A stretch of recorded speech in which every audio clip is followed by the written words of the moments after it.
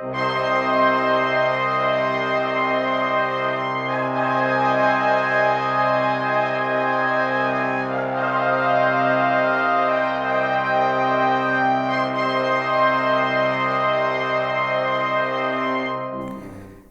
Sun, Surya, as it is called in Vedic culture, is the famous king of the planets, or the ruler of our solar system. All of life has a special connection to the sun, well, at least on Earth as we know. This connection could be seen throughout our historical folklore, as it is found in all the religious stories and mythology, as each culture has worshipped the sun as the king and the light of this world. Our modern scientific world probably has their own version of worship, as scientific evidence has revealed the importance of the sun in providing energy to our world, in helping the crops grow, in governing the seasons, controlling the climate, and many other obvious facts we have come to know about the function of the sun. Sun worship can be found in every religion. The Son of God as the Christ figure. Horus was the sun god of the Egyptians. Rama represented the sun, god in Hindu philosophy. The list goes on and on.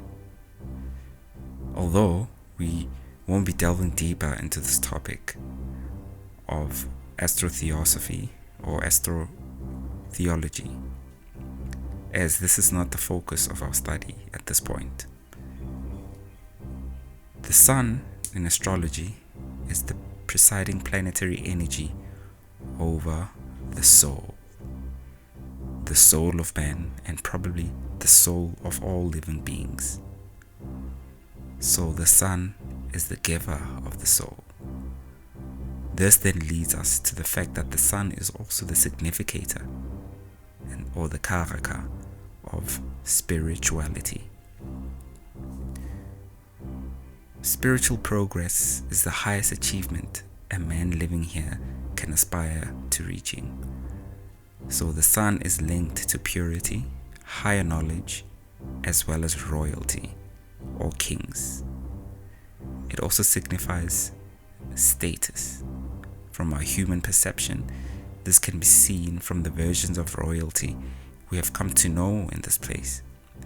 The rulers of our world, tribes, societies would have been blessed with the energies of the sun. With this knowledge, we can see the patriarchy represented by the sun. So this would also be representation of our father's semen or DNA, and his bloodline is seen by the sun in the horoscope. The sun in the horoscope, the sun as well as the planets, have places or zodiac signs that they rule over, places that they find great strength, and places that they become weakened. We will be getting into the energies of the zodiac when we get to the houses section of our study. For now, we will be getting down the theory and jargon of the study. The sun rules over the zodiac of Leo, which is the natural 5th house of the horoscope. More on that later. The 5th house shows our past life, and it is directly linked to our ancestry, which is why our world has built systems where we look towards the father side of the family to trace our DNA. This is also the Y chromosome factor of tracing DNA. The sun is exalted in the zodiac sign of Aries. The rule of the sign is ruled by Mars. So both Leo and Aries are fire signs. This further highlights the fiery energy of the sun. An exalted status means the planet does extremely well in that energy and place. Just like there are places you would prefer to be in and other places not so much. Planets also have this need. The sun, as we have mentioned, is king. Mars is the general of the army. So you can see, even in history, the kings have always enjoyed the company of their army commander, as it was seen as a great sign when the king is able to conquer and win wars over his enemies. Even till this day, this seems to be true. The sun is debilitated or weak in the zodiac sign of Libra. Again, we will be going over more of this in detail as we study the houses. Agni, the fire god, is the deity presiding over the sun. The sun, to sum it up, rules over authority figures, spirituality, our biological father, the patriarchy, high moral ethics, and rulers. The movement of the sun is obviously apparent, as the sun is not moving. It is from our Earth's rotation, which we observe the movement. Sun takes a day to move a degree, so that is 1 degree per day. In 30 days, the sun would have moved over 1 house, or 1 zodiac, or across 1 month.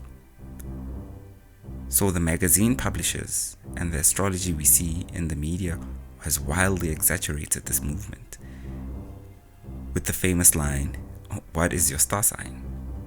They are simply referring to the 30-day movement of the sun across the zodiac. This has not so much of an effect over the life and even the personality of the person, as it does not make any sense that millions of people born within that month would have the same character and life experiences.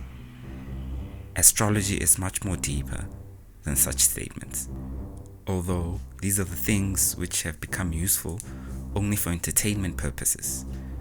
Yet unfortunately, such ideas have tainted the name and knowledge of astrology throughout our society, although there is a resurgence of many other students of astrology who know, study, and share the core truth of astrology. This is the basic outline of what sun is and how we use it in astrology. Next, we will be looking at the divine feminine moon.